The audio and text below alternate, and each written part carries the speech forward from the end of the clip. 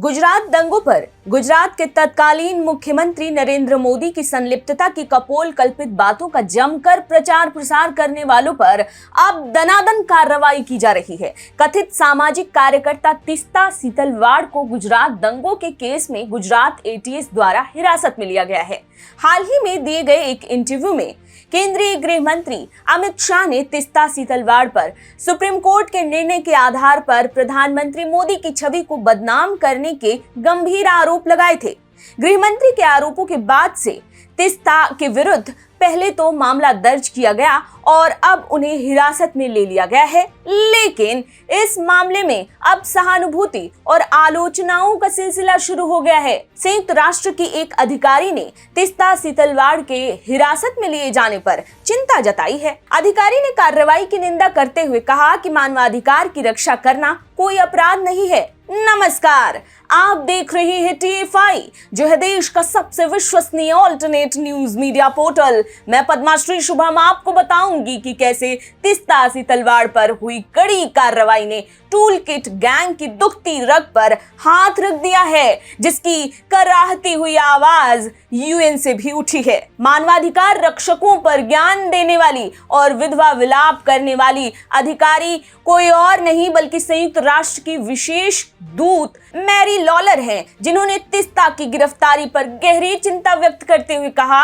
कि तीस्ता घृणा और भेदभाव के विरुद्ध एक मजबूत आवाज है। अब समझ में ये नहीं आ रहा है कि आखिर तीस्ता की गिरफ्तारी अंतर्राष्ट्रीय स्तर पर लोगों को इतनी क्यों चुभ रही है, भला क्यों बुलबुलाहट हो रही है। कहाँ कह रही हो?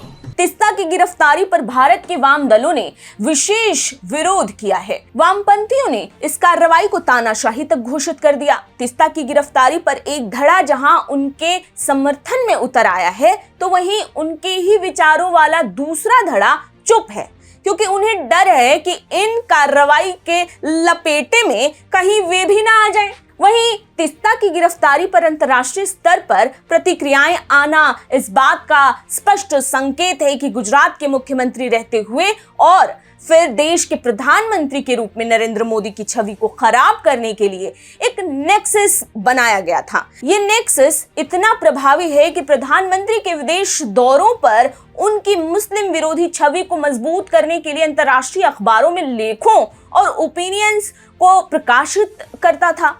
इसी का नतीजा था कि अमेरिका समेत कई देशों ने नरेंद्र मोदी की यात्राओं पर रोक लगाई थी, लेकिन ये नेक्सस अब सुप्रीम कोर्ट के फैसले के बाद टूट रहा है। पीएम मोदी के विरुद्ध इन वामपंथियों और कथित सामाजिक कार्यकर्ताओं की घृणा को इस बात से भी आंका जा सकता है कि सुप्रीम कोर्ट की देखरेख में जांच कर रही SIT की जांच प्रक्रिया पर भी प्रश्न उठाते हुए एक याचिका लगाई गई थी, जिसे सुप्रीम कोर्ट ने ही रद्द कर दिया। कोर्ट ने अपने निर्णय पर स्पष्ट रूप से तीस्ता के NGO के आरोपों को खारिज किया।